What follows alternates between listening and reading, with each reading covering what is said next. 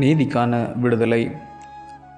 உன்னை பகைக்கிறவனுடைய கழுதையாவது தப்பிப்போக கண்டால் அதை திரும்ப அவனிடத்தில் கொண்டு போய் விடுவாயாக. உன்னை பகைக்கிறவனுடைய கழுதை சுமையோடு விழுந்து கிடக்க கண்டாயானால் அதற்கு உதவி செய்யாதிருக்கலாமா?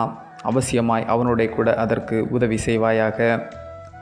உன்னிடத்தில் இருக்கிற எளியவனுடைய வியாச்சியத்தில் அவனுடைய நியாயத்தை புரட்டாயாக.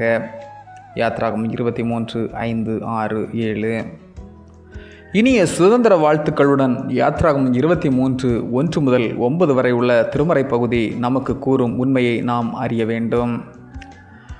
விடுதலை பெற்ற ஒரு சமூகத்தில் மனிதன் எப்படியெல்லாம் உதவி செய்ய வேண்டும் என அறநெறி கோட்பாடுகள் அடங்கிய போதனைகள் காணப்படுகிறது. சுதந்திரம் அல்லது விடுதலை என்பது பிறரை அடிமைப்படுத்தாமல் இருப்பது மட்டுமல்ல, பிறருக்கு உதவி செய்வதும் பிறர் வாழ்வு உயர நம்மை அர்ப்பணிப்பதும் ஆகும். நீதியும் விடுதலையும் ஒன்றையொன்று தொடர்பு உடையது. நீதியை நிலைநாட்ட ஓர் மனித சமூகம் தேவை. அந்த சமூகம் விடுதலை பெற்ற சமூகமாக காணப்பட வேண்டும். விடுதலை என்பது விரும்புகிறபடியெல்லாம் வாழ்வது அல்ல, சமூக நெறிமுறைகளோடு வாழ்வது ஆகும். இந்த வாழ்வு நீதி நெறிமுறைகளுக்கு உட்பட்டதாகும்.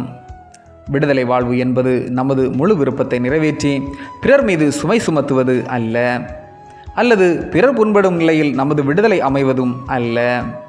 நீதியும் விடுதலையும் இணைவது அனைவருக்கும் மகிழ்வானதாக அமையும்.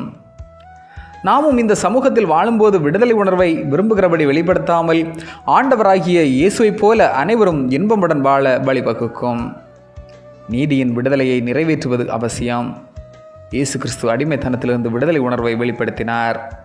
ஆனால் எவரையும் புண்படுத்தாமல் அனைவருக்கும் சம உரிமையும் நீதியும் வெளிப்படுத்தினார்.